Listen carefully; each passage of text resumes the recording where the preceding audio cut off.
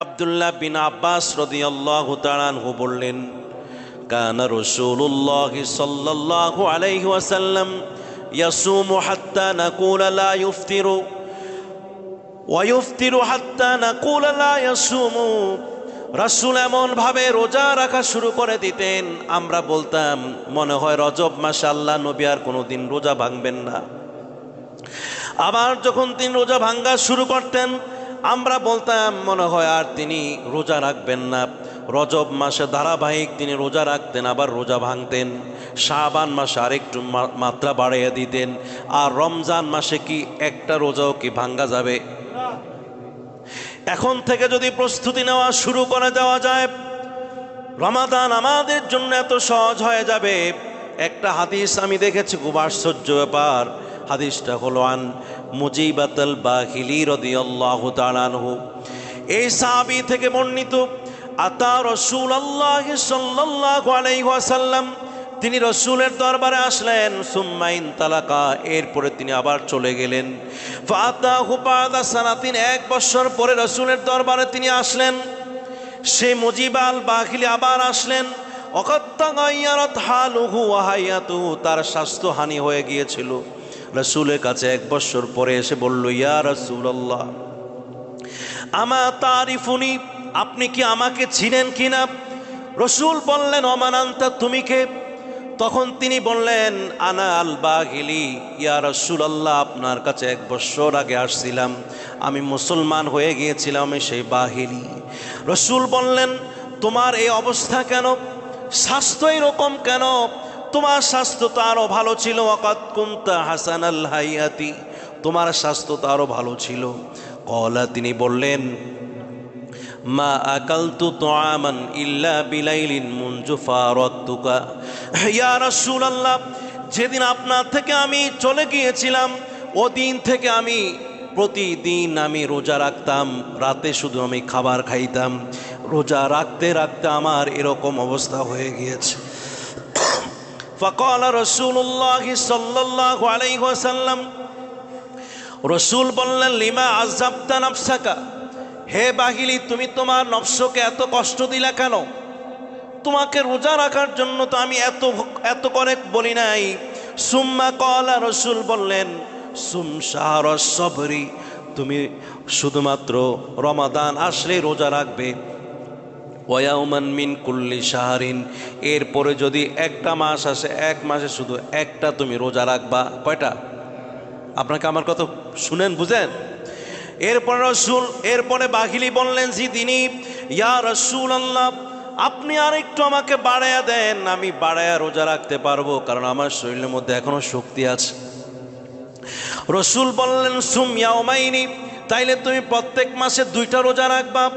আবার তিনি বললেন, ইয়া রাসূলুল্লাহ, আমাকে আরেকটু বাড়ায়া দেন। রাসূল বললেন, সুম সালাসাতা আইয়ামিন, তাইলে তুমি 3টা রোজা রাখো।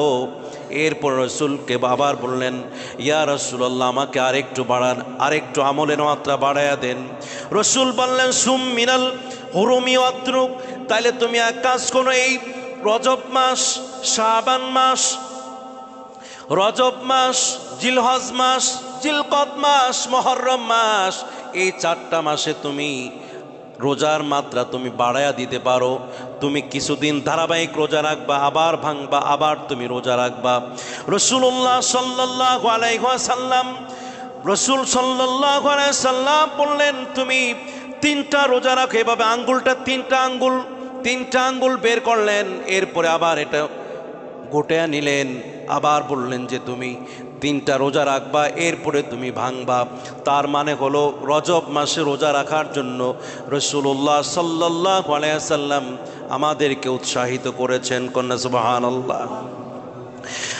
আব্দুল্লাহ বিন ওমর, হাসান বসরি, আবু ইসহাক, ইমাম সাউরি সহ সলফে সালিহিন যারা ছিলেন, তারা এই মাস আসলে তারা রজব মাসে রোজা রাখা শুরু করতেন। সুবহানাল্লাহি বিহামদি।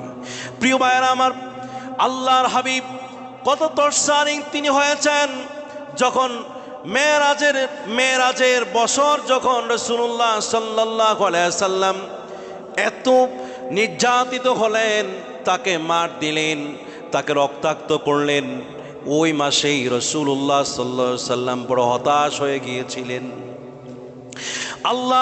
আল্লাহর দিকে তাকায় রইলেন, আল্লাহ তুমি আমার প্রতি দয়া করো। ওহিও বন্ধ ছিল, কিন্তু এরপরে আল্লাহ রব্বুল আলামিন সূরা দুহা নাজিল করলেন, ওয়াদ-দুহা ওয়াল-লাইলি ইযা সাজা মা ওয়াদ্দাআকা রাব্বুকা ওয়া মা ক্বালা। আল্লাহর হাবিবকে বললেন, এরে রাসূল, আমি তোমাকে ছেড়ে যাই নাই, আমি তোমার খবর আমার কাছে রয়েছে, তোমার কষ্টের কথা আমার এখনো স্মরণে আছে, তবে ধৈর্য ধারণ করো, আমি তোমাকে এই মাসের মধ্যে আমি সম্মানিত করব। আল্লাহর হাবিবকে আল্লাহ রাব্বুল আলামিন বললেন, সুবহানাল্লাযী আসরা বিআবদিহি লাইলাম মিনাল মাসজিদিল হারামি ইলাল মাসজিদিল আকসা আল্লাযী বারাকনা হাওলাহু লিনুরিয়াহু মিন আয়াতিনা ইন্নাহু হুয়াস সামিউল বাসীর। সুবহানাল্লাহ।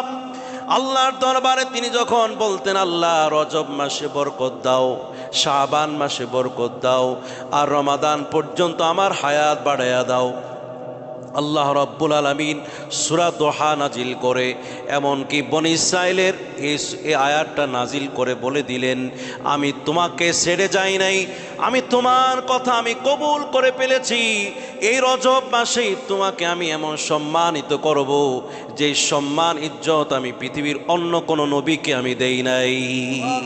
সেটা হলো তুমি সরাসরি আমি আল্লাহ রাব্বুল আলামিনের কাছে রজব মাসের 26 তারিখ দিবাগত রাতে তুমি আমার কাছে সাক্ষাৎ করবা। সুবহানাল্লাহ। আল্লাহ রাব্বুল আলামিন এই মেরাজের রাতেই সম্মানিত করে উম্মতি মুহাম্মাদিকে সালাত নামক নামাজ দিয়ে দিলেন, ইবাদত দিয়ে দিলেন। ইবাদতের মাধ্যমে মুমিন মুসলমানদেরও মেরাজ হয়ে যাবে।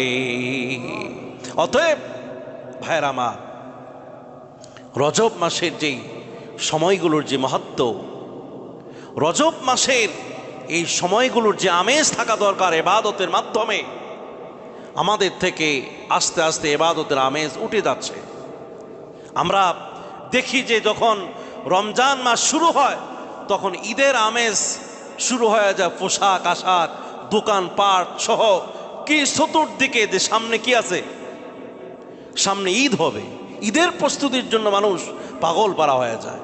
কিন্তু যেই জন্য আমেজ থাকা দরকার, যেই নিয়ে আমেজ করা দরকার ইবাদতের মাধ্যমে, রমাদানে স্বাগত জানাবার জন্য মুসলমানরা রজব মাস থেকেই রেডি থাকতে হবে। আপনারা কি পারবেন? কথা পারবেন? ইনশাল্লাহ পড়েন, পারবেন কিনা? ইবাদতের মাত্রা, বিশেষ করে নফল নামাজ আর নফল রোজা আমরা এই রজব মাসেই শুরু করে দেব ইনশাআল্লাহ। আল্লাহর কাছে বলবো, আমাদের হায়াত যেন, আমাদের পরিবারের হায়াত, আমাদের সন্তানদের হায়াত, আমাদের হায়াতও যেন সেই বরকতময় রমাদান পর্যন্ত যেন বাড়িয়ে দেয়। আল্লাহর কাছে এতটুকু আবদার রেখে আল্লাহ পাক আমাদেরকে যেন নেককার মানুষদের মাঝে শামিল করেন। এই কথা বলে আমার বক্তব্য এখানে শেষ করলাম। আসসালামু আলাইকুম ওয়া রাহমাতুল্লাহি ওয়া বারাকাতুহু।